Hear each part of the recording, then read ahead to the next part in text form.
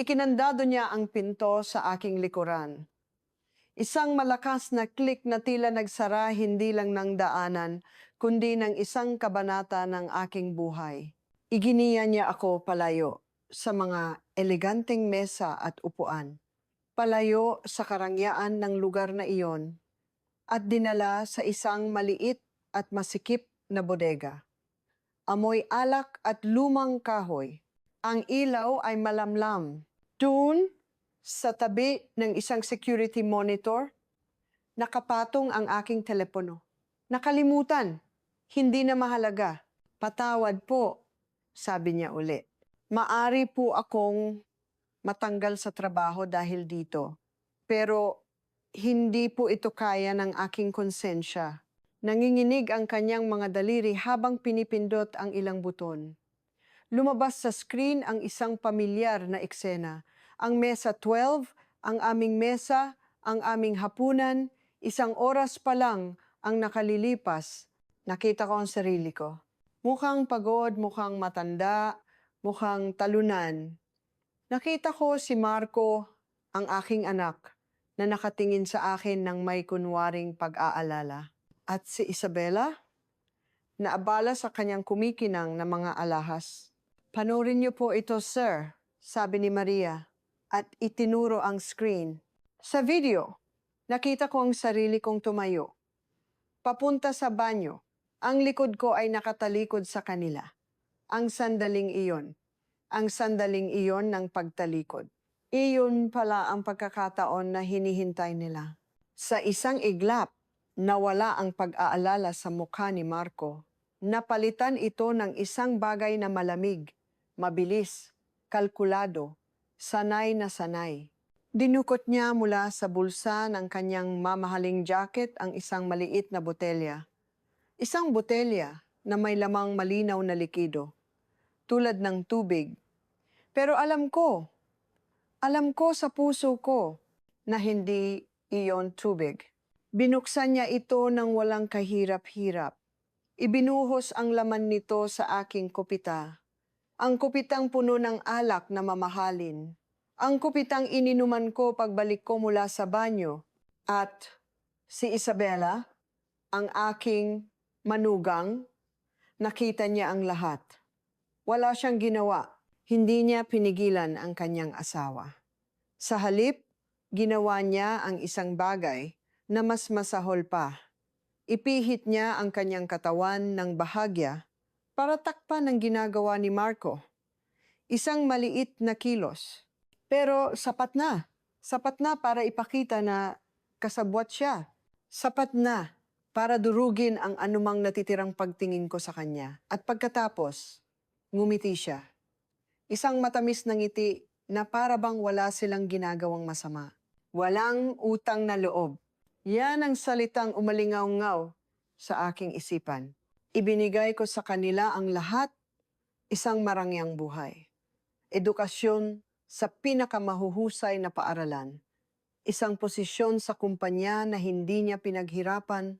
Ang apelidong Santillan na nagbukas ng lahat ng pinto para sa kanya. Ginawa ko ang lahat para sa kanya. Ang lahat. Para lang sa huli, ito ang isusukli niya, lason, sa sarili niyang ama. Pero hindi pa doon natapos. Meron pa palang mas masakit. Sa video, bumalik ako sa mesa. Umupo. Kinuha ang kopita at uminom. Nakita ko ang sarili kong napangiwi. Hindi dahil sa lasa ng lason, kundi dahil wala na akong malasahan. Iyon ang matagal ko ng problema. Ang unti-unting pagkawala ng aking mga pandama, ang dahilan kung bakit nila ako kinukumbinsi na bumitaw na sa negosyo. Naghintay si Marco na tumingin ako sa ibang direksyon. At nang gawin ko iyon, ang mukha niya ay nagbago. Ginaya niya ako. Ikinrus niya ang kanyang mga balikat. Pininggot ang kanyang ulo. Ginaya niya ang aking panginginig na dulot ng aking sakit. Isang malupit na panggagaya. Isang mapang-insultong karikatura ng aking kahinaan. At si Isabela, tumawa siya. Isang tahimik na tawa. Pero sa screen, ang Ang kanyang tawa ay mas malakas pa sa isang pulo. Isang tawa ang puno ng pangungutya. Sa sandaling iyon, bumigay ang aking mga tuhod. Bumagsak ako sa sahig ng bodega. Ang tunog ng aking pagbagsak ay umalingaw-ngaw sa maliit na silid. Ang lakas ko ay biglang nawala, hindi dahil sa lason sa aking katawan, kundi dahil sa lason ng katrayduran sa aking puso. Ang aking anak, ang sarili kong anak. Hindi lang niya ako nilalason. Pinagtatawanan niya ang aking pagdurusa. Para sa kanya, ako ay isang biro, isang matandang pasanin na kailangan ng mawala. Hindi ito paghihiganti. Hindi. Ang gagawin ko ay pagbibigay ng katarungan. Maaring kinuha nila ang aking panlasa, maaring kinuha nila ang aking pangamoy, pero hindi nila nakuha ang aking isip. Akala nila ay mahina na ako. Akala nila ay tapos na ako. Iyon ang kanilang pinakamalaking pagkakamali. Ang hayop na nasugatan ang siyang pinakamabangis. At sisiguraduhin kong pagsisisihan nila ang araw na minaliit nila ang isang santilyan. Ang lahat ng ito ay simula pa lamang. Bago tayo magpatuloy sa kwentong ito ng pagbangon at pagbibigay ng leksyon, mangyaring mag-subscribe sa aming channel. Ipaalam din ninyo sa amin kung saan kayo nanonood sa mga komento sa ibaba.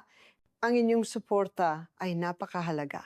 Bago ko pa man nalaman ang katotohanan sa loob ng malamig na bodega, naganap muna ang isang hapunan. Isang hapunan na sa aking alaala ngayon ay hindi na isang simpleng salusalo, kundi isang entablado.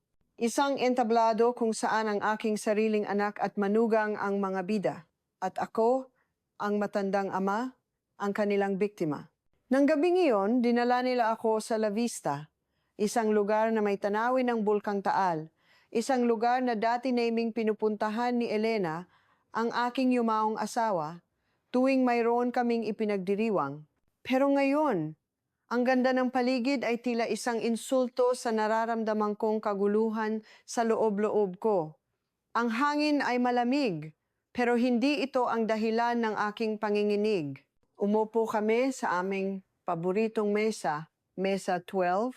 Mula roon, tanaw ang mga ilaw ng syudad sa malayo, kumikinang na parang mga bituin. Pero para sa akin, ang lahat ay malabo. Ang aking mga mata ay tila may manipis na ulap, at ang aking ulo ay bahagyang umiikot sa tuwing igagalaw ko ito. In-order ni Marco ang pinakamahal na pagkain sa menu at isang bote ng Barolo, isang alak na nagkakahalaga ng 12,000 piso. Dapat sana'y isa itong gabi ng karangyaan. Isang gabi para sa isang pamilyang matagumpay. Ngunit sa bawat subo ng pagkain, wala akong malasahan. Parang papel. Sa bawat lagok ng alak, parang tubig lang na may bahagyang pait. Ang yaman ng lasa, ang amoy ng prutas at kahoy. Nawala na. Ang lahat ay nawala. Dad, ang sama na po ng itsura ninyo, sabi ni Marco. At ang kanyang boses ay puno ng isang klase ng pag-aalala na ngayon ko lang natuklasan na peke pala. Lumapit siya sa akin at ang kanyang mga mata ay tinitigan ako. Tinitigan niya ako hindi bilang isang anak na nag-aalala sa kanyang ama, kundi bilang isang siyentipiko na inoobserbahan ang kanyang eksperimento. Tinitingnan niya kung epektibo na ba ang kanyang ginagawa. Lumalala na po ang mga pagkahilo ninyo, dagdag pa niya. Sa tabi niya, si Isabela, na abala sa pag-aayos ng kanyang mamahaling bestida, ay tumanggo. Isang mabagal at madramang tanggo. Sabi po ng Dr. Dad, ito ay age-related degeneration. Natural lang daw po sa edad ninyo. Kailangan nyo na pong magpahinga bago pa may mangyaring masama. Ang kanyang mga salita ay malumanay, pero may diin. Bawat salita ay tila isang maliit na patak ng lason sa aking isipan, dahan-dahang kinukumbinsi ako na ako na nga ang may problema. na ang aking katawan, ang aking isip ay bumibigay na. 40 taon. 40 taon kong itinayo ang Santillan Estates mula sa isang maliit na ubasan na pamana pa ng aking ama. Bawat puno, bawat bote ng alak ay may kwento. Kwento ng hirap, ng tagumpay, ng pagmamahal. Iyon ang aking buhay. Ngayon, sinasabi nila sa akin na kailangan ko na itong iwan. Kailangan ko ng bitawan. Ang power of attorney po, Dad, sabi ni Marco, at inilapag niya ang isang makapal na leather folder sa mesa. Ang tunog ng paglapag nito ay tila isang hatol. Pirmahan niyo na po sa susunod na linggo. Hayaan niyo na po akong mamahala. Para sa inyo rin po ito, para makapagpahinga na kayo. Pagpahinga, isang magandang salita. Pero sa paraan ng pagkakasabi niya, ang ibig sabihin pala nito ay pagsuko. Pag-amin na wala na akong silbi. Tinitigan ko ang aking anak. Ang mukha niya ay ang mukha ng kanyang ina, ni Elena. Ngunit ang mga mata niya, hindi ko nakilala. Saan napunta ang batang lalaki na tinuruan kong magtanim ng ubas? Ang batang lalaki na sabik na tikman ang unang patak ng alak mula sa aming mga bariles? Saan siya nagkamali? O ako ba? Ako ba ang nagkamali? Naalala ko ang huling habilin ni Elena sa akin bago siya pumanaw. Alagaan mo si Marco, bulong niya. Ang kanyang boses ay mahina na. Kailangan niya ng gabay. Isang pangako na binitawan ko. Isang pangakong sa tingin ko ngayon ay nabigo kong tuparin. Dahil sa pagod, dahil sa sakit, dahil sa pagkalito, sumuko ako. Sige, sabi ko, at ang boses ko ay halos hindi ko na marinig. Pipirmahan ko sa susunod na linggo. Ang ngiti sa mukha ni Marco at Isabella, hindi ko ito malilimutan. Hindi ito isang ngiti ng ginhawa. Hindi ito ngiti ng isang anak na gumaan ng loob para sa kanyang ama. Ito ay isang ngiti ng tagumpay. Isang ngiti ng isang manlalaro na nanalo sa isang malaking pustahan. Isang ngiti na nagsasabing, sa wakas. At sa sandaling iyon, kahit hindi ko pa alam ang buong katotohanan, isang malamig na takot ang gumapang sa aking dibdib. Isang pakiramdam na mayroong napakalaking mali. Isang pakiramdam na ako ay naglalakad, patungo sa isang patibong, at kusang loob ko pang ibinibigay ang aking sarili. Hindi ko pa alam noon na ang hapunan na iyon ay hindi isang simpleng pagkain ng pamilya. Iyon pala ang kanilang selebrasyon. Ang selebrasyon ng kanilang napipintong tagumpay laban sa akin. Ang biyahe pa uwi mula sa restaurant ay isang malabong panaginip. Ang mga ilaw ng kotse ay tila mga guhit na humahalo sa dilim. Ang manibela ay malamig sa aking mga kamay na nanginginig pa rin. Sa aking isipan, paulit-ulit na naglalaro ang video. Ang mabilis na kilos ni Marco, ang ngiti ni Isabela, ang panggagaya, ang tawa. Ang bawat detalye ay parang isang kutsilyong paulit-ulit na isinasaksak sa aking puso. Pagdating ko sa aming hacienda, hindi ako sa malaking bahay dumiretso. Hindi ko kayang pumasok sa isang bahay na puno ng mga alaala ng isang pamilyang akala ko'y buo pa. Sa halip, ang aking mga paa ay kusa akong dinala sa isang maliit at lumang gusali sa likod ng mga ubasan, ang lumang laboratorio ng aking ama. Ang lugar na ito ang aking santuwaryo. Ang amoy sa loob ay pamilyar. Isang halo ng amoy ng kahoy na oak mula sa mga lumang muebles, ng matapang na amoy ng alkohol na ginagamit sa paglilinis, at ng matamis na amoy ng lupa na kumakapit sa aming mga sapatos tuwing galing kami sa ubasan. Pagbukas ko ng pinto, isang alon ng alaala ang sumalubong sa akin.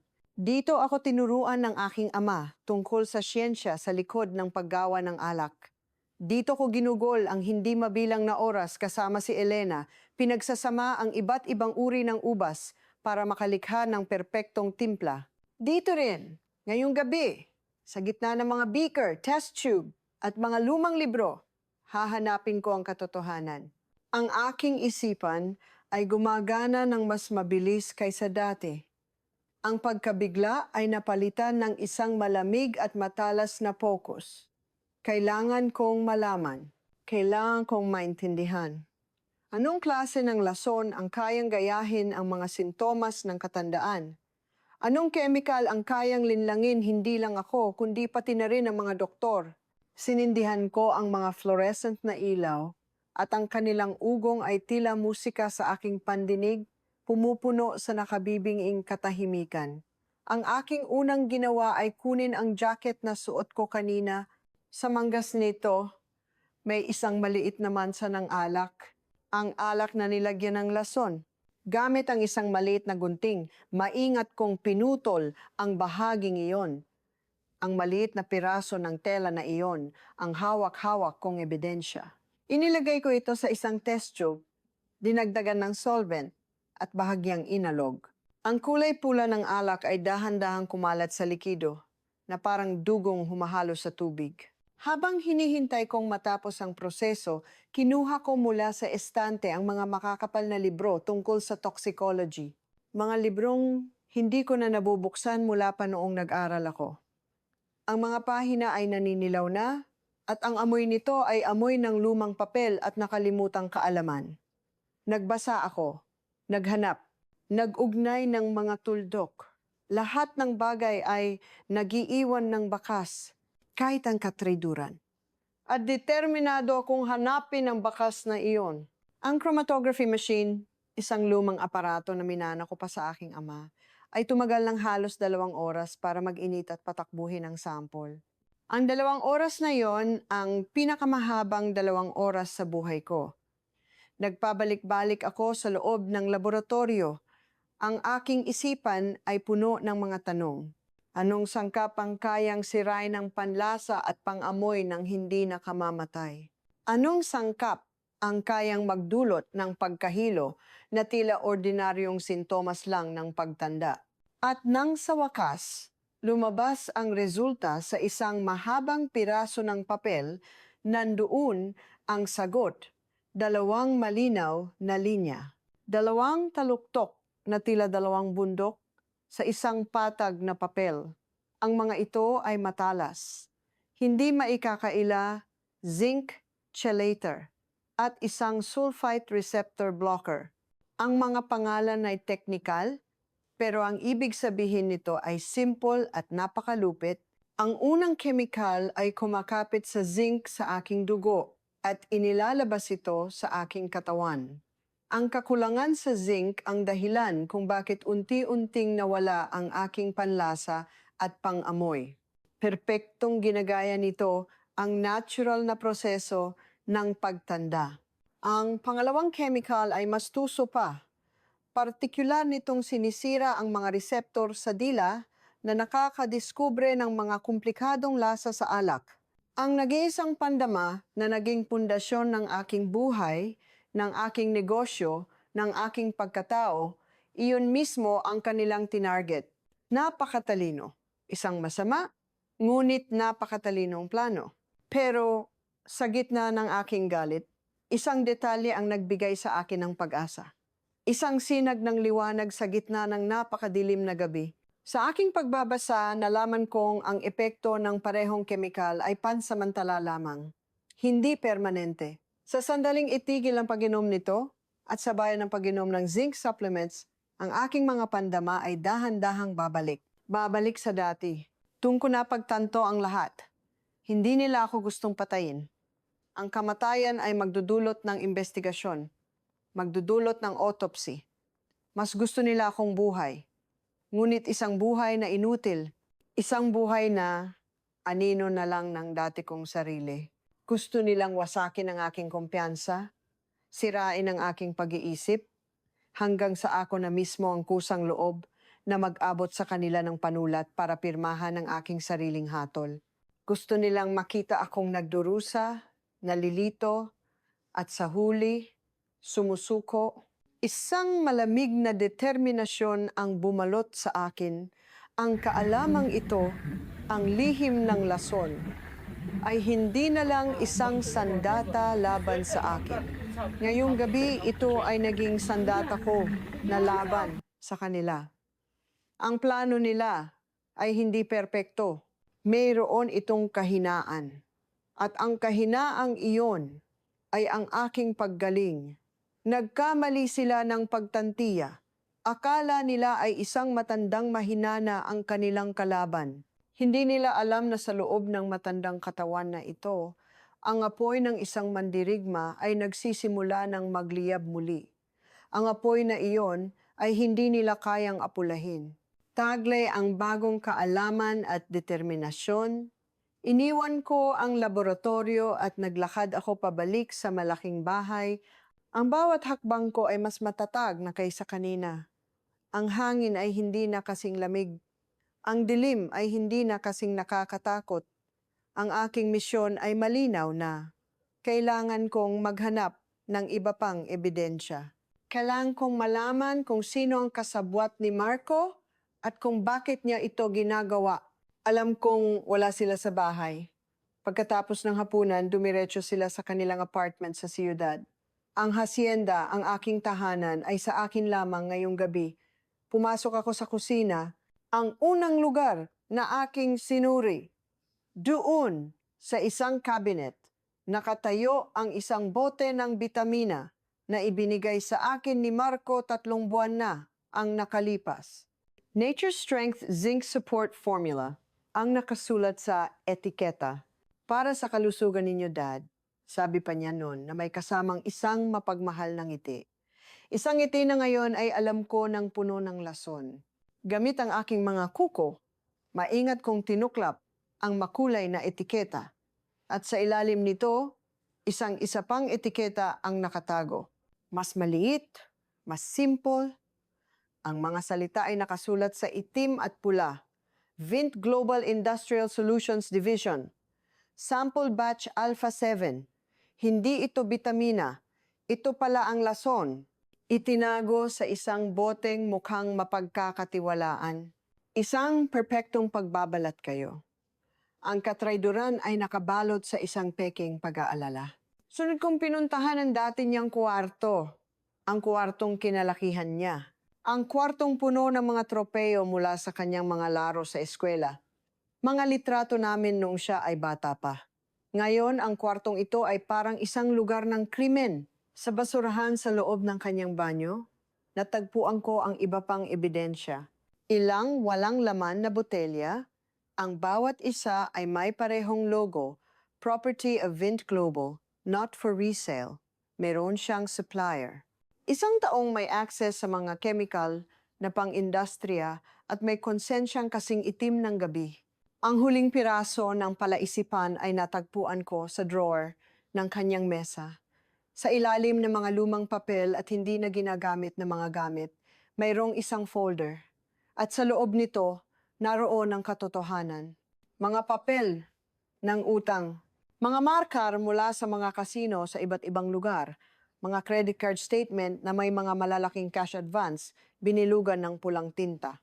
Tila isang desperadong pagtatangka na subaybayan ang isang problemang hindi na niya makontrol. Ang kabuuang halaga ay nakasulat sa ilalim, 190 milyong piso, 190 milyong piso. Isang halagang halos hindi ko kayang isipin at ang petsa ng bayaran sa loob ng 90 araw, 3 buwan. Ang parehong haba ng panahon mula nang magsimula ang aking mga sintomas. Biglang nagugnay ang lahat. Ang mga piraso ng palaisipan ay nabuo sa aking isipan at ang larawang lumabas ay nakakakilabot. Ang aking anak ay nalulunod sa utang. Isang utang na kayang sumira sa kanyang buhay at nakita niya ang solusyon sa kanyang problema. Ako ang aking negosyo. Kung mapipirmahan ko ang power of attorney, makokontrol niya ang isang kumpanyang nagkakahalaga ng 7 bilyong piso. Higit pa sa sapat para bayaran ang kanyang mga utang. Higit pa sa sapat para bigyang katwiran ng pagsira sa buhay ng sarili niyang ama. Umupo ako sa lumang silya sa tapat ng mesa.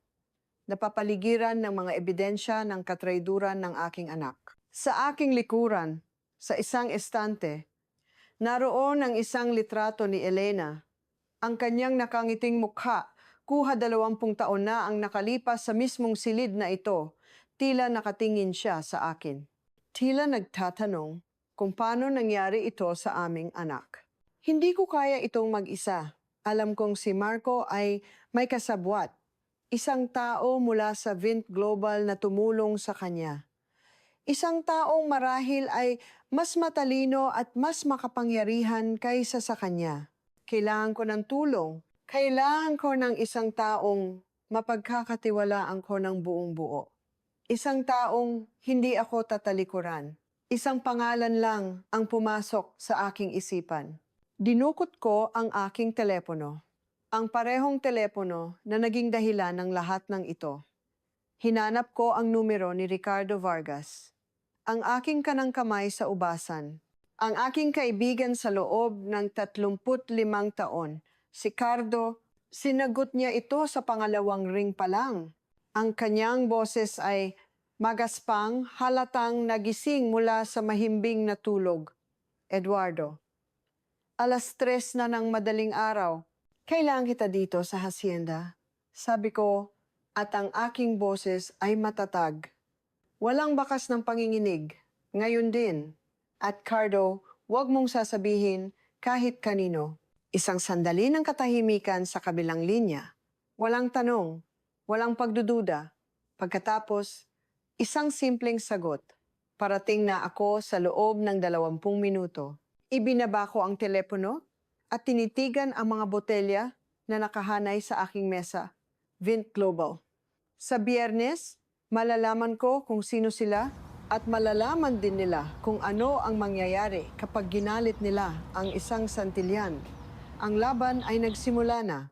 Ang pagdating ni Cardo ay tahimik at mabilis. Walang ingay ng makina. Walang ilaw mula sa kanyang sasakyan. Ipinark niya ang kanyang lumang pickup sa likod ng kamalig sa isang lugar na hindi makikita mula sa kalsada. Nakita kami sa ilalim ng malaking puno ng akasya sa silangang bahagi ng aming lupain. Ang parehong puno kung saan tinuruan ako ng aking ama kung paano mag-alaga ng ubas 50 taon na ang nakalipas. Ang dilim ay nagsilbing aming kakampi. Ang mga tunog lamang ng mga kuliglig ang pumupuno sa katahimikan. Anong nangyayari, Eduardo? Tanong niya. At ang kanyang boses ay puno ng pag-aalala. Ang kanyang mukha, na sanay na sa sikat ng araw, ay puno ng mga linya ng katapatan at pagtatrabaho. Sa ilalim ng sinag ng buwan, nakita ko sa kanyang mga mata ang isang pag-aalalang totoo. Isang pag-aalalang hindi ko nakita sa mga mata ng sarili kong anak. Walang paligoy-ligoy. Inabot ko sa kanya ang isa sa mga walang laman na botelya. Ang botelya mula sa Vint Global. Nilalason ako ng anak ko, Cardo, sabi ko, at ang mga salita ay tila lason din na lumabas sa aking bibig. Ito ang ginagamit niya. Kinuha ni Cardo ang botelya. Tinitigan niya ito. Inikot-ikot sa kanyang magaspang na mga kamay. Pagkatapos, tumingin siya sa akin. Hindi siya nagtanong kung sigurado ako. Hindi siya nagpakita ng pagdududa. Ang tiwala sa pagitan naming dalawa ay binuo hindi ng dugo, kundi ng mga taon ng pagsubok at pagkakaibigan. Isang tanong lang ang lumabas sa kanyang bibig. Ano ang kailangan mo? Ang kanyang simpleng tanong ay nagbigay sa akin ng lakas. Ang kaalamang mayroon akong kasama sa laban na ito ay sapat na. Ang koleksyon ng alak, ang lahat ng bote. Kailangan nating ilipat bago ang Biyernes. Ilipat saan? Kahit saan basta't hindi ito mahahanap ni Marco, sagot ko, at ang aking boses ay nanatiling kalmado. Binabalak niyang sirain ang lahat. Kailangan nating mailabas ang mga ito bago maghuwebes ng gabi. Isang sandaling katahimikan. Alam ko ang hinihiling ko sa kanya. Ito ay mapanganib. Kung mabibigo kami, hindi lang ako ang mapapahamak. Madadamay siya. Madadamay ang kanyang pamilya. Pero pagkatapos ng ilang segundo, tinapik niya ang aking balikat. Isang tapik na puno ng kahulugan. Magiging ligtas ang mga alak, kaibigan, sabi niya. Ipinapangako ko. Umalis si Cardo nang kasing tahimik ng kanyang pagdating. Naiwan akong mag-isa sa ilalim ng puno, nakatingin pabalik sa malaking bahay. Ang bahay kung saan sinubukan ng aking anak na nakawin ang aking buhay. 4 na araw na lang bago ang Biyernes, kinabukasan, Sabado ng umaga, ginawa ko ang tawag na magsisimula sa aking plano. Denial ko ang numero ni Marco. Sinadya kong gawing nanginginig ang aking boses. Sinadya kong magtunog na mahina at desperado. Marco, sabi ko, hindi ko na kayang maghintay hanggang sa susunod na linggo. Pumunta ka dito ngayon. Dalhin mo na ang mga papeles. Narinig ko ang isang sandaling katahimikan sa kabilang linya. Halatang nagulat siya. Pagkatapos, maingat siyang sumagot. Dad, sigurado po ba kayo? Ang boses ninyo.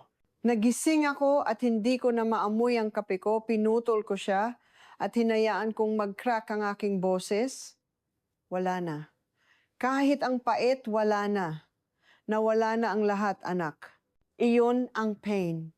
At kinagat niya ito. Narinig ko ang mahinang pag-uusap sa kanyang panig, si Isabela. Pagbalik niya sa telepono, ang kanyang boses ay malambing, ngunit hindi maitago ang pananabik. Parating na po kami diyan bago mag-2:00, Dad. Salamat, sabi ko, na tila isang taong sumusuko na. Gusto ko nang matapos ito. Dumating sila eksaktong 2:00 ng hapon. Si Marco ay may dalang leather folder. Si Isabela ay may dalang isang kahon ng ube cake, ang paborito ko raw. Sinalubong ko sila sa pinto habang suot ang aking bathrobe. Sinadya kong manginig ang aking kamay habang nakahawak sa hamba ng pinto. Sinadya kong magmukhang isang taong malapit ng bumigay. Ang mga mata ni Marco ay kumikinang, hindi sa pag-aalala, kundi sa kasakiman. Dad, ang sama na po ng itsura ninyo, sabi niya, at ang kanyang mga salita ay tila papuri sa kanyang sarili. Masama rin ang pakiramdam ko, sagot ko, at dahan-dahan akong naglakad papunta sa sala. Inilapag ni Isabela ang cake sa mesa. Ube po, Dad. Ang paborito ninyo. Lumapit ako at nagkunwaring aamuyin ito. Pagkatapos ay bigla akong umatras na parang nasusuka. Hindi ito ube, sigaw ko, na may halong pagkalito at takot. Amoy sunog na goma. Amoy kemikal. Sinusubukan niyo ba akong lasunin? Ito ay isang palabas. At sila ang aking manonood. Ang kanilang mga mukha ay nagpakita ng eksaktong reaksyon na inaasahan ko pagkataranta. Pag-aalala na baka nabuking na sila. Pero mabilis itong napalitan ng awa. Awa para sa isang matandang sa tingin nila ay nawawala na sa sarili. Dad, nalilito lang po ang pangamoy ninyo, sabi ni Marco, at inilagay ang kanyang kamay sa aking balikat. Halika na po, pirmahan na natin ito para makapagpahinga na kayo. Inilatag niya ang mga dokumento sa mesa. Power of attorney. Ang aking pangalan ay naghihintay na lang ng pirma. Kinuha ko ang panulat. Nagpanggap akong hinahanap ang aking salamin sa pagbasa. Sinadya kong mahulog ito sa sahig. At habang yumuyuko ako para kunin ito, sinadya kong masagi ng aking siko ang isang pitsel ng tubig na nakapatong sa gilid ng mesa. Ang tunog ng pagbagsak ng kristal sa kahoy ay sinundan ng mabilis na pagbuhos ng tubig. Ang tubig ay dumaloy sa ibabaw ng mesa. Binabasa ang bawat pahina ng dokumento. Ang tinta ay kumalat. Ang selyo ng abogado ay nabura. Ang kanilang perpektong plano ay naging isang basang papel. Hindi! Sigaw ni Marco. Mabilis siyang kumilos para iligtas ang mga papel, pero huli na ang lahat. Patawad, sabi ko, ang aking boses ay basag. Hindi ko na makontrol ang aking mga kamay. Tumayo siyang hawak-hawak ang mga tumutulong papel. Ang kanyang mukha ay isang halo ng galit at pilit na pasensya. Ayos lang po, sabi niya sa pagitan ng nagngangalit na mga ngipin. Magpiprint na lang kami ng bago sa Lunes. Hindi, sabi ko at tinitigan ko siya ng may kunwaring pagkalito. Sa Biyernes na, sa opisina, sa pulong ng board. Kung ibibigay ko ang 40 taon ng aking buhay, gusto ko ng mga saksi. para malaman ng lahat na ito ay desisyon ko. Isang desisyon na hindi nila inaasahan. Isang pagkaantala sa kanilang plano. Tumingin si Marco kay Isabela. Nakita ko ang bahagyang pagtango nito. Ang pagkakaroon ng mga saksi ay magpapatibay sa legalidad ng dokumento. Mas magiging mahirap itong questionin sa hinaharap. Para sa kanila, ito ay isang maliit na abala lamang. Para sa akin, ito ang karagdagang oras na kailangan ko. Sige, Dad, sabi ni Marco, ang kanyang boses ay bumalik na sa pagiging kalmado sa Biyernes, sa pulong ng board. Umalis sila pagkatapos nun. Pinanood kong mawala ang kanilang sasakyan sa mahabang daan. Ang unang yugto ng aking ganti ay naging matagumpay. Ang laro ay nagsimula na. At sa larong ito, ako na ang may hawak ng mga baraha. Ang mga sumunod na 4 na araw ay ang pinakamahabang 4 na araw sa buhay ko. Bawat oras ay tila isang buong araw at bawat araw ay tila isang buong taon. Ang aking tahanan ay naging isang entablado at ako ang pangunahing aktor sa isang dula ng panlilinlang. Ang aking misyon ay simple. Kailangan kong panatilihin ang kanilang kumpiyansa. Kailangan kong iparamdam sa kanila na ang kanilang plano ay perpektong gumagana.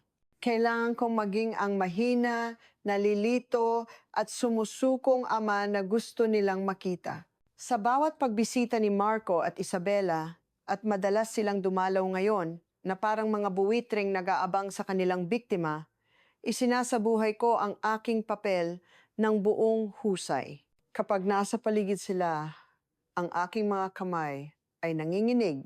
Ang aking mga hakbang ay mabagal at nag-aalangan. Ang aking mga salita ay pautal-utal. Kapag binibigyan nila ako ng isang baso ng alak para tikman, kunwari inaamoy ko ito ng malalim, pagkatapos ay malulungkot akong iiling at sasabihin, wala na talaga akong maamoy.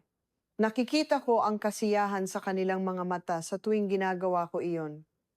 Ang bawat senyales ng aking kahinaan ay isang kumpirmasyon sa kanilang tagumpay. Ang bawat panginginig ng aking kamay ay isang hakbang palapit sa kanilang inaasam na yaman. Naging kampante sila, naging pabaya, at iyon mismo ang gusto kong mangyari. Pero sa sandaling umalis na sila at mag-isa na lang ako, ang lahat ay nagbabago. Ang nanginginig na matanda ay nawawala, at ang natitira ay isang taong may determinasyon.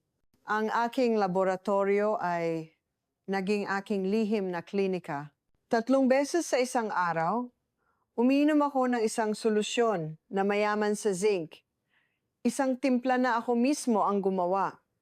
Umiinom ako ng activated charcoal at milk thistle para linisin ang lason sa aking sistema.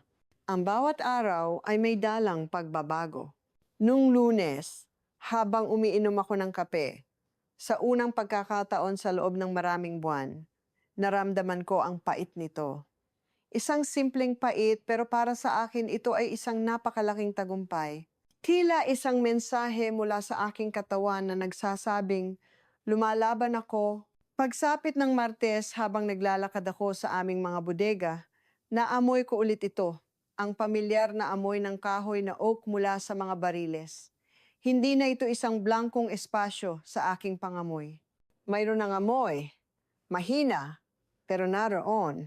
Napatigil ako at napapikit. Huminga ako ng malalim at halos maiyak ako sa tuwa. Ang mundo ko ay unti-unting bumabalik. Dahan-dahan pero sigurado. Itinago ko ang lahat ng ito.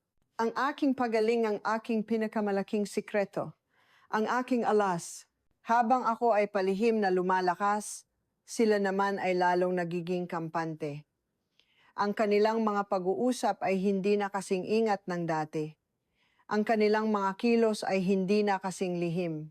At noong Miyerkules ng hapon, habang nagkukunwari akong natutulog sa aking paboritong silya sa sala, binigyan nila ako ng pagkakataong masilip ang kabuuan ng kanilang karumal-dumal na plano. Si Marco ay naglalakad-lakad sa hardin.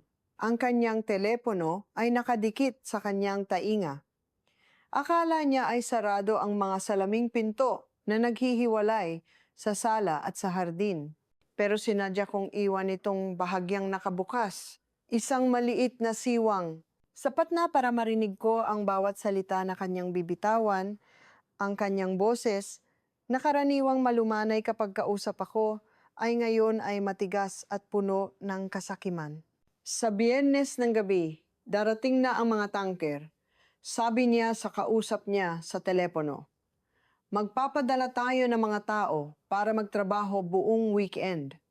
Itapon ang lahat, bawat bariles, bawat bote. Pagsapit ng Lunes, pera na ang lahat ng iyan.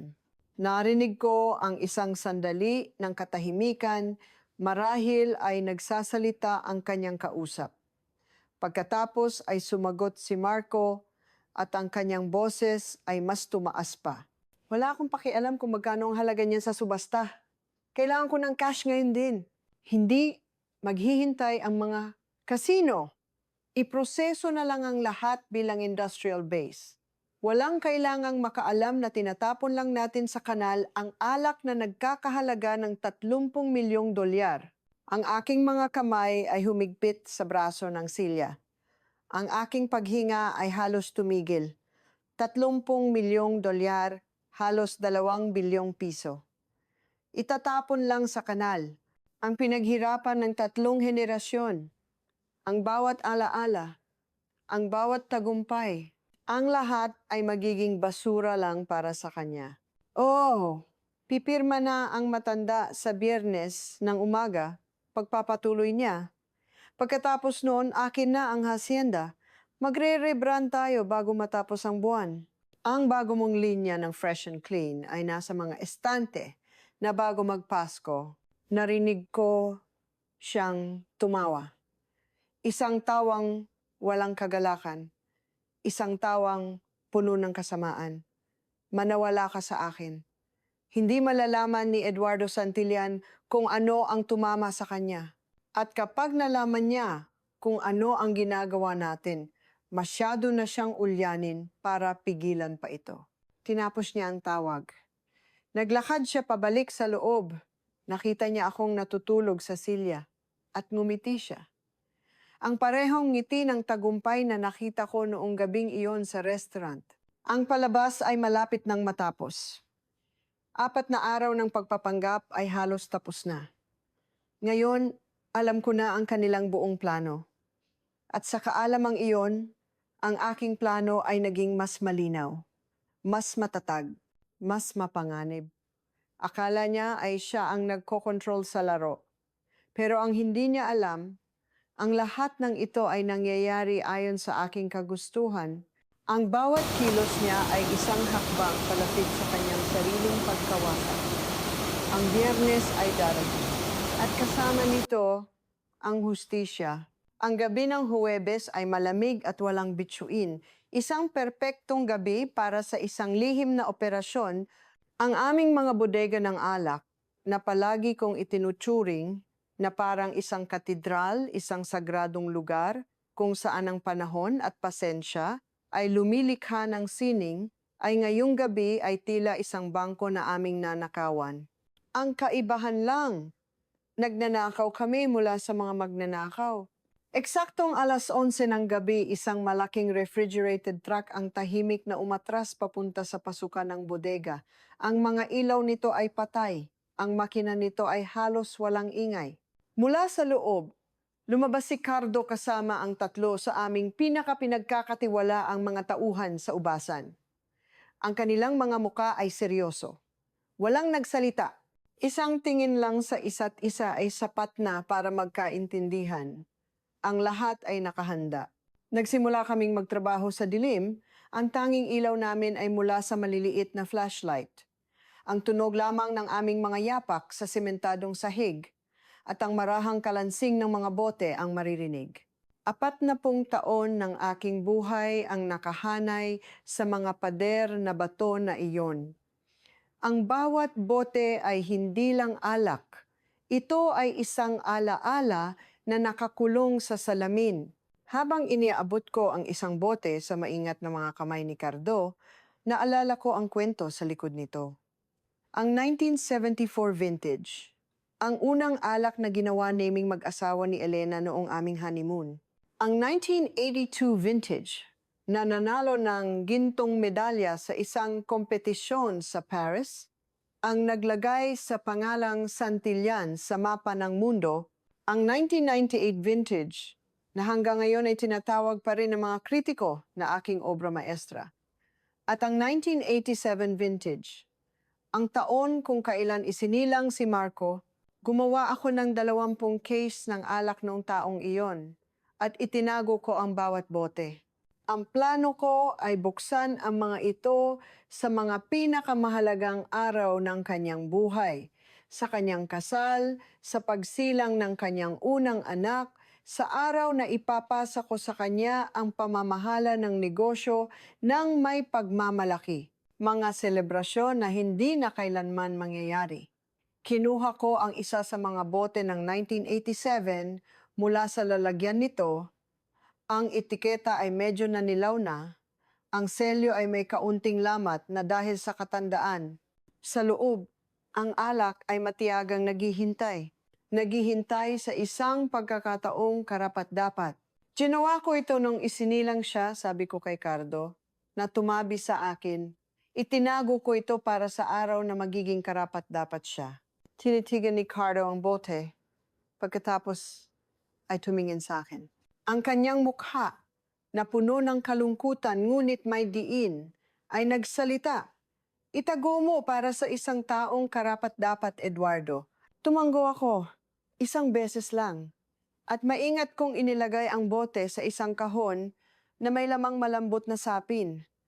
May iinom ng alak na ito balang araw, isang taong nakakaintindi kung ano ang ibig sabihin ng pagbuo ng isang bagay ng may pagmamahal at pasensya, pero hindi ang aking anak. Magdamag kaming nagtrabaho. Bawat bote ay maingat na inilista, binalot sa manipis na papel, at inilagay sa mga truck na may kontroladong temperatura. Ang mga reserba mula pa noong 1950s, nagawa pa ng aking ama. Ang mga vintage mula sa dekada 60 na nagpatatag sa reputasyon ng Santillan. Ang mga eksperimental na timpla na pinatanda ko sa mga espesyal na bariles, naghihintay na maabot ang kanilang pinakamataas na potensyal. Lahat ay inilipat, lahat ay iniligtas. At habang inaalis namin ang bawat tunay na bote, pinapalitan namin ito ng isang peke. Mga bote na kaparehong-kapareho ang hitsura, ngunit ang laman ay tubig lamang na tinimplahan ng pulang food coloring. Nilagyan pa namin ito ng murang wine essence na nabili ni Cardo mula sa isang supplier ng restaurant. Mula sa malayo, sa madilim na ilaw ng bodega, mukha silang tunay, mukha silang mahalaga, pero sa malapitan, ang mga ito ay walang halaga, walang kwenta. Katulad ng mga pangako ni Marco. Pagsapit ng 5:00 ng umaga, habang ang kalangitan ay nagsisimula ng magliwanag, ang huling truck ay tahimik na umalis. Ang mga bodega ay mukhang hindi nagalaw. Ang mga bote ay nakahanay pa rin sa kanilang mga lalagyan. Ang alikabok ay lumulutang pa rin sa hangin na amoy oak. Ngunit ang lahat ng naroon ngayon ay isang malaking kasinungalingan. Isang perpektong patibong. Ikinandado ko ang mabigat na pinto ng bodega at naglakad pabalik sa bahay.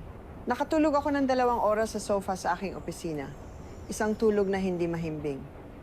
Paggising ko, sumisikat na ang araw sa aming ubasan. Naligo ako at nagbihis. Hindi ko isinuot ang malambot na cardigan na inaasahan niyang isusuot ko. Isinuot ko ang aking pinakamagandang charcoal wool suit. Ang parehong suit na isinuot ko noong inilibing ko si Elena, 10 taon na ang nakalipas. Ngayong araw, mayroong akong ibang ililibing. Ang kasakiman at katrayduran ng aking anak. Uminom ako ng kape. Sa wakas, nalasahan ko na ito ng buo. Mapait. Totoo. Tumingin ako sa salamin. Ang aking mga mata ay malinaw. Ang aking mga kamay ay matatag. Akala ni Marco ay nanalo na siya. Malapit na niyang malaman kung ano ang mangyayari kapag kinalaban mo ang isang santilyan. Biyernes ng umaga, ang araw ng pagtutuos. Bago umalis ng bahay, tumayo ako sa harap ng salamin, inaayos ang aking kurbata. Sa likod ko, sa ibabaw ng aparador, ang nakangiting larawan ni Elena ay tila nagmamasid sa akin. 10 taon na siyang wala, ngunit ang kanyang boses ay malinaw pa rin sa aking isipan na parang isang bulong mula sa nakaraan. Gawin mo ang tama, Eduardo. Hindi ang madali. Naalala ko ang kanyang mga huling araw sa ospital. Ang kanyang mga salitang halos hindi na marinig dahil sa hirap. Alagaan mo si Marco. Isang pangakong binitiwan ko at ngayon tutuparin ko ito sa isang paraan na hindi niya inaasahan. Aalagaan ko siya sa pamamagitan ng pagpigil sa kanya. Ititigil ko ang kanyang kasamaan bago pa man niya tuluyang sirain ang kanyang sarili. Nabigo kita, mahal ko, bulong ko sa larawan. Hindi ko siya nailigtas, pero pipigilan ko siya. Dala ang isang briefcase, sumakay ako sa aking kotse at nagmaneho papuntang syudad. Ang biyahe papuntang Bonifacio Global City ay tumagal ng 1 oras. Habang tinatahak ko ang daan, ang mga pamilyar na tanawin ng mga ubasan sa Napa Valley ay sa Tagaytay ay tila nagpapaalala sa akin ng mga pangarap na binuo namin ni Elena. Mga pangarap na ipapamana sana namin kay Marco. Akala namin ang negosyo ang magbubuklod sa aming pamilya. Hindi namin inakala na ito pala ang magiging lason na sisira sa amin. Alas 8:45 ng umaga, naroon na ako sa isang mataas na gusali na gawa sa salamin at bakal, ang opisina ng Vint Global. Malamig, walang buhay. Tulad ng mga taong nagpapatakbo nito, pagdating ko sa 15 palapag, bukas na ang pinto ng conference room. Huminga ako ng malalim at pumasok. At doon, sa pinakadulo ng mahabang mesa, nakaupo ang isang taong hindi ko inaasahang makikita. Isang multo mula sa aking nakaraan. Ang lalaking dati kong itinuring na kapatid. Ang aking dating matalik na kaibigan, si Lorenzo del Castillo, halos hindi siya nagbago sa loob ng 30 taon. Mas naging pino lang siya dahil sa yaman. Ang kanyang panga ay matalas pa rin. Ang kanyang buhok ay maayos na naka-slick back. Pero ang mga mata niya ay pareho pa rin. Malamig. Kalkulado. Ang mga mata ng isang taong laging kailangang manalo, kahit anong paraan pa ang gamitin. Inilapag ko ang aking briefcase sa makintab na mesa. Lorenzo del Castillo, sabi ko, at ang aking boses ay matatag at walang emosyon. Dapat naisip ko na isang ngiti ang gumuhit sa kanyang mga labi. Isang ngiti na kasingkinis ng mamahaling brandy, ngunit walang init, Eduardo. Ang tagal na nating hindi nagkita. Talaga ba? Sagot ko, at dahan-dahan kong hinila ang isang silya. Sa tingin ko, mas malapit ka lang kaysa sa inaakala ko. Nakita ko ang pagkailang sa mga kilos ni Marco. Sa ilalim ng mesa, hinawakan ni Isabela ang kanyang kamay. Ang ibang mga miyembro ng board, mga taong binabayaran para maging saksi sa mga transaksyon ay nagmamasid lang. Ang kanilang mga mukha ay walang ekspresyon. Magsimula na tayo? Sabi ni Lorenzo, na parang walang nangyari. Naintindihan ko na handa ka ng pumirma. Tumingin ako sa aking anak. Ang kanyang kwelyo ay basa ng pawis kahit na malamig ang aircon. Mamaya na, sabi ko. Pero bago ang lahat, gusto kong sundin ang isang tradisyon. Itinuro sa akin ng aking ama na hindi ka dapat nagsasara ng isang kasunduan nang hindi nagbabahagi ng alak. Ito ang paraan namin sa Santillan para bigyang pugay ang isang samahan. Ang ngiti ni Lorenzo ay bahagyang nawala. Eduardo, sa tingin ko hindi na kailangan. Isang formalidad lang? Pinutol ko siya. Kinuha ko mula sa aking briefcase ang 2 magandang decanter na kristal. Ang ilaw mula sa itaas ay tumama sa mga ito, lumilikha ng maliliit na bahaghari sa ibabaw ng mesa. Isang simpleng pagsubok lang sa mga pandama. Tutal, kung kukunin ng Vint ang pamana ng Santillan, dapat ninyong maintindihan kung ano ang nagpapahalaga sa aming alak. Ito na, ang simula ng aking palabas. Ang huling akto, kinuha ko ang unang dekante na naglalaman ng aming 2018 reserve. Isang alak na ipinagmamalaki ko. Nagsalin ako sa isang kupita at dahan-dahan itong inilapit kay Jennifer Crawford, ang punong abogado ng Vint. Ito ay mula sa aming 2018 reserve. Sabi ko, sabihin mo sa akin kung ano ang iyong naaamoy. Nag-aalangan man, sumunod siya. Inilapit niya ang kanyang ilong sa kupita at huminga ng malalim. Blackberry, sabi niya. Oak. At may parang amoy ng lupa. Siguro truffle? Eksakto, sabi ko, at isang maliit na ngiti ang sumilay sa aking mga labi. Nagsalin din ako para sa ibang mga miyembro ng board. Ang kanilang mga sagot ay halos magkakatulad. Mga taong may kaalaman sa alak. Pagkatapos, kinuha ko ang pangalawang decanter. Ang decanter na naglalaman ng ebidensya. Ang decanter na magiging sandata ko. At ito, sabi ko, habang ang lahat ng mata ay nakatuon sa akin, ay isang bagay na mas espesyal, nagsalin ako para kay Lorenzo. Ang likido ay may maputlang kulay ginto. Mukhang ordinaryo. Itinaas niya ang kupita, inamoy ito, at pinanood ko ng maigi ang kanyang reaksyon. Naghahanap ng kahit anong senyales na makikilala niya ito. Pero wala. Wala siyang kaalam-alam. Ngumiti pa siya. Isang masarap na amoy ng bulaklak, sabi niya, puno ng kumpiyansa. Siguro honeysuckle at paminta ba iyon? Ang dibdib ko ay sumikip. Ngayon, ang huling pagsubok. Tumingin ako sa aking anak.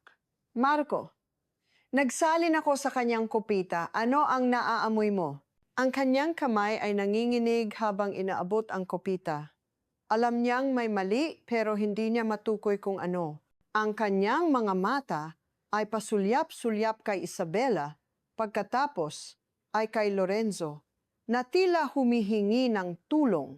Oak, sabi niya sa wakas, ang kanyang boses ay mahina, siguro cherry at lupa. Ang parehong mga salita na palagi niyang ginagamit kapag nagkukunwaring may alam siya sa alak. Dahan-dahan kong ibinaba ang decanter. Nakatutuwang malaman niyan, sabi ko, at ang aking boses ay biglang naging malamig at matalas na pumutol sa katahimikan ng silid. Dahil ang inaamoy ninyong dalawa ay isang pinaghalong industrial zinc waste at sulfite receptor blocker. Ang parehong chemical na ipinapainom ninyo sa akin sa loob ng 6 na buwan. Ang lason na idinisenyo para sirain ang aking mga pandama. Isang nakabibinging katahimikan ang bumalot sa silid. Ang panulat ni Jennifer Crawford ay tumigil sa gitna ng kanyang pagsusulat. Ang paghinga ng lahat ay tila huminto. Ang mga mata nila ay nanlalaki sa gulat. Si Lorenzo ang unang nakabawi. Eduardo, kalokohan niyan. Malinaw na hindi ka magaling.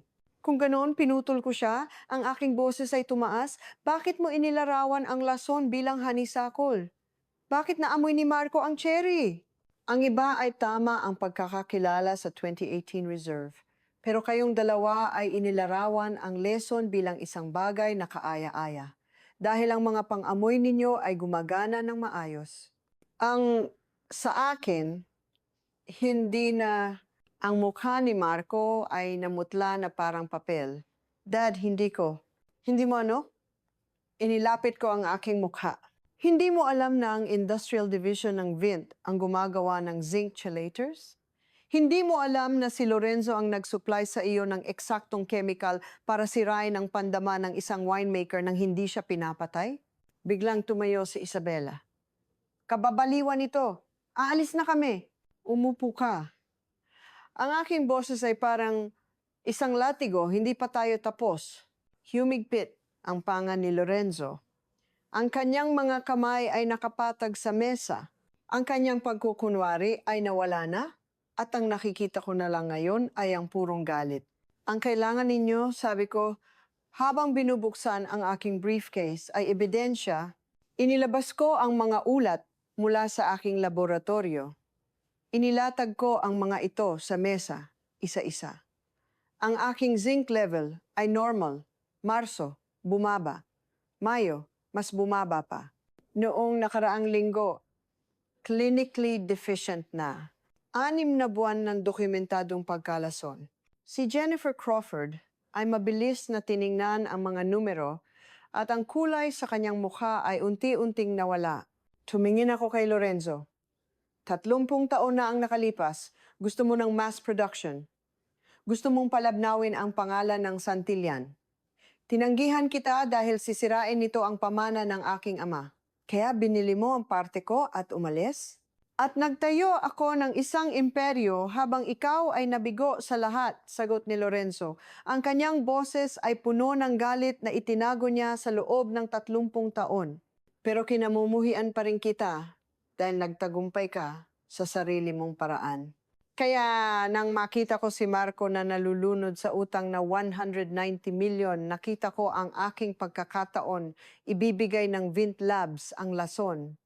Pagkatapos ay itatapon ko ang iyong mahal na koleksyon ng alak. Gagawin kong basura ang bawat bote. 10 taon na ang nakalipas. Sabi ko, ang aking boses ay puno ng kalungkutan. Nagpadala ako sa iyo ng 12 sulat. Namatay si Elena. May sakit ako sa puso. Inaalok kita ng pagiging partner sa negosyo. Inaalok kita ng pagkakataong magkasundo. Naglabas ang aking abogado ng mga resibo. 12 sulat. Walang sagot. Ang mukha ni Lorenzo ay namutla. Sinubukan kitang bigyan ng pagkakataong magbago, pero masyado kang nabulag ng iyong galit. Kinuha ko ang aking telepono at pinindot ang play. Ang boses ni Marco ay umalingaw-ngaw sa silid.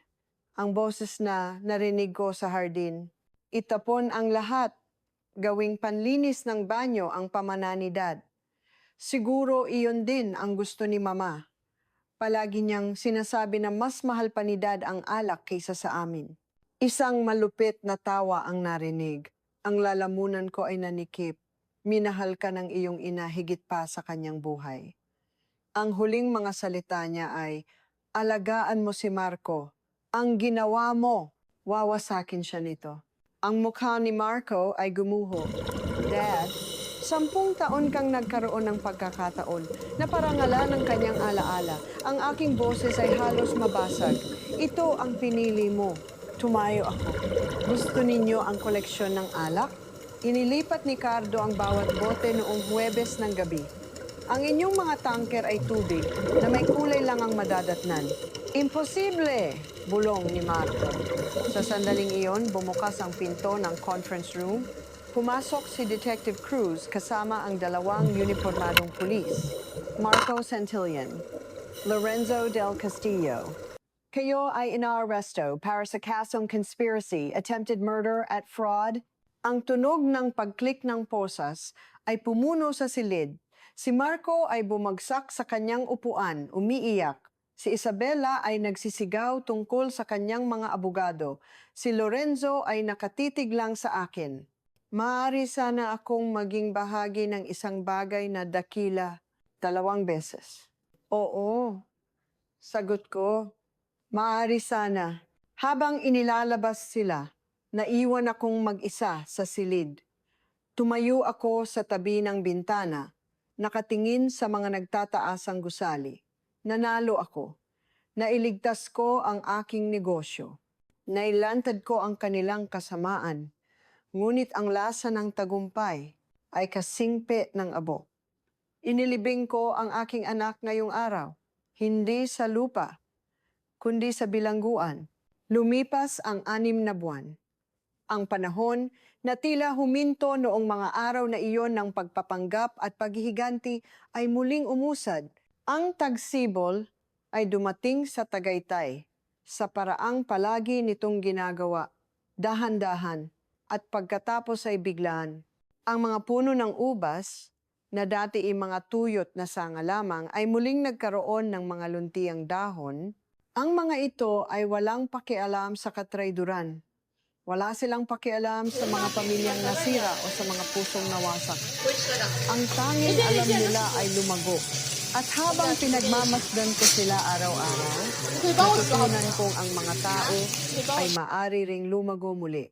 Ang hustisya, sa paraang kayang ibigay ng batas, ay nakamit. Si Marco ay nahatulan ng 7 taon sa federal na bilangguan. Conspiracy, attempted murder, fraud, mabibigat na salita para sa isang anak na dati ikinakarga ko lang sa aking mga balikat. Si Isabela, na laging nakakapit sa yaman, ay mabilis na bumitaw. Wala pang 1 buwan, hiniwalayan na niya si Marco. Umalis siyang walang dala. Si Lorenzo del Castillo, ang multo ng aking nakaraan, ay nakatanggap ng mas mabigat na parusa. 15 taon. Ang kanyang imperyo, ang Vint Global, ay gumuho na parang isang kastilyong buhangin.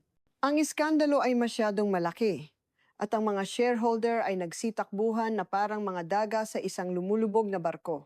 Ang kanilang mga pangalan ay nabura na sa mundo ng negosyo, ngunit ang alaala ng kanilang ginawa ay mananatili sa akin habang buhay. Ang aking mga pandama ay bumalik, hindi sa isang iglap kundi dahan-dahan. Tulad ng pagising mula sa isang mahaba at masamang panaginip, ang unang bumalik ay ang panlasa sa alat. Pagkatapos, ang tamis, ang pait, ang asim. At sa wakas, isang umaga habang umiinom ako ng aking kape, naamoy ko ito. Ang buong yaman ng aroma nito, amoy ng lupa, amoy ng tsokolate, amoy ng pag-asa. Sa araw na iyon, umiyak ako, hindi dahil sa lungkot, kundi dahil sa pasasalamat. Ang mundong ninakaw sa akin ay isinasawli na. Isang umaga habang ang araw ay sumisikat at ginagawang ginto ang bawat dahon sa aming ubasan, pinuntahan ko ang isang tao, si Maria. Pagkatapos ng gabi sa restaurant, hindi ko na siya nakita. Nalaman kong umalis siya sa kanyang trabaho. Hinanap ko siya. Isang tungkulin na kailangan kong gawin. Natagpuan ko siya sa isang maliit na bayan sa Batangas, nag-aalaga sa kanyang may sakit na ina. Sinundo ko siya. Dinala ko siya pabalik sa Santillan Estates. Hindi bilang isang bisita, kundi bilang bahagi na nito. Araw-araw, kasama ko siyang naglalakad sa ubasan. Ang kanyang mga mata ay laging puno ng tanong. Ang kanyang isipan ay parang isang tuyong lupa na sabik sa ulan ng kaalaman. Tinuruan ko siya kung paano damhin ang lupa, kung paano kausapin ang mga puno, kung paano malalaman kung ang ubas ay handa ng pitasin, hindi sa pamamagitan ng itsura, kundi sa pamamagitan ng tibok ng puso. Paano ninyo po nalalaman kung kailan handa na ang mga ubas? Tanong niya isang araw, habang hawak ang isang maliit na kwaderno. Hinawakan ko ang isang kumpol ng ubas. Dinama ko ang bigat nito. Nararamdaman mo, sabi ko, hindi sa iyong bibig, kundi sa iyong puso. Ngumiti siya. Ang parehong ngiti na nakita ko noong gabing iyon sa restaurant. Isang ngiti ng katapatan. Isang ngiti ng kabutihan. Maghintay ka dito, sabi ko sa kanya. Pumasok ako sa pinakailalim na bahagi ng aming bodega, ang lugar kung saan ko itinago ang mga pinakamahahalagang alak. Kinuha ko ang isang bote na balot sa alikabok at sapot ng gagamba, Santillan Reserve 1987. Ang taon kung kailan isinilang si Marco, ang alak na ginawa ko para ipagdiwang ang kanyang kinabukasan. Ang alak na itinago ko sa loob ng 37 taon para sa isang selebrasyon na hindi kailanman dumating. Dinala ko ito sa labas, sa ilalim ng sumisikat na araw. Maingat kong binuksan ito sa paraang itinuro sa akin ng aking ama. Ang tunog ng pag-alis ng cork ay parang isang buntong hininga. Nagsalin ako sa 2 kupita. Pinanood ko ang sikat ng araw na tumagos sa kulay amber na likido. Ang ganda po, bulong ni Maria. Ang kanyang mga mata ay nagluluha. Tikman mo muna, sabi ko. Ginawa niya. At ang kanyang ekspresyon ay nagbago. Mula sa paghanga, naging sorpresa. Mula sa sorpresa, naging pag-unawa. Tila sa isang lagok, naintindihan niya ang lahat, ang kwento, ang pagmamahal, ang pangarap na nakakulong sa loob ng boteng iyon. Perpekto po, bulong niya. Oo, sabi ko at tinitigan ko siya sa mata. At ngayon sa iyo na ito, ang kanyang kamay na may hawak sa kupita ay nanginig. Ginoong Eduardo, ang pamanang ito, pagpapatuloy ko, lahat ng ito, sa iyo na. Pero, hindi po ako santilyan. Hindi po ako kadugo. Hindi mo mandala ang aking dugo, Maria. Pero ikaw ang tagapagmana ko. Huminga ako ng malalim. Iniligtas mo ang aking buhay. Pero higit pa roon, naiintindihan mo kung ano ang mahalaga. Integridad, kalidad, katotohanan. Mas mahalaga sa iyo ang sining kaysa sa pera. At iyon ang ibig sabihin ng pangalang Santillan. Hindi ito isang apelido. Ito ay isang pangako. Pinunasan niya ang kanyang mga luha. Hindi ko po kayo bibiguin. Alam ko. Tumingin ako sa malawak na ubasan. Dati, akala ko ang pamana ay tungkol sa dugo. Isang bagay na ipinapasa mo sa iyong mga anak dahil sila ay sa iyo. Pero mas alam ni Elena, palagi niyang sinasabi na ang pamilya ay hindi tungkol sa biolohiya. Ito ay tungkol sa kung sino ang dumarating, kung sino ang nagmamalasakit, kung sino ang nananatili kapag mahirap na ang lahat. Tumingala ako sa kalangitan. Tinupad ko ang pangako ko sa iyo, Elena, bulong ko sa hangin. Inalagaan ko siya sa pamamagitan ng pagpigil sa kanya. At nakahanap ako ng isang taong karapat-dapat na magpatuloy ng ating sinimulan. Hinawakan ni Maria ang aking braso. Ano po ang pangarap ninyo ngayon, Ginoong Eduardo? Pinanood ko ang mga puno ng ubas na umaakyat, naghahanap ng sikat ng araw. Naalala ko ang lason na itinago sa bote ng bitamina, ang katrayduran na itinago sa likod ng mga hapunan ng pamilya, ang isang anak na nilapastangan ang alaala ng kanyang ina para sa pera. Ang gumawa ng alak na nagsasabi ng totoo, sabi ko. Wala nang kasinungalingan, wala nang pagkukunwari. Tanging tapat na paggawa na ang lasa ay kung ano talaga ito. Ngumiti siya sa gitna ng kanyang mga luha. Kung ganoon po, gawin natin iyan. Magkasama. Sa pagkakataong ito, ang kwento ay nagtatapos sa pag-asa. Inangat ko ang aking kupita ng 1987 vintage, ang taon ng kapanganakan ni Marco, na ngayon ay pamana ni Maria, at nakalasap ako ng isang bagay na hindi ko na natikman sa loob ng mahigit isang taon. Hindi abo, hindi pagsisisi, hindi ang metalikong pait ng katrayduran. Pag-asa. Ang pamana ay hindi dugo. Ito ay espiritu. Ito ay dedikasyon. Ito ay pagmamahal sa sining at paggalang sa mga nauna. At minsan, ang pamilyang pinipili mo ay mas matatag kaysa sa pamilyang iyong kinagisnan. Ang mga puno ng ubas ay walang pakialam sa aking sakit. Nagpatuloy lang sila sa paglago, naghahanap ng liwanag, ginagawa kung ano ang dapat nilang gawin. At sa wakas, ganoon na rin ako.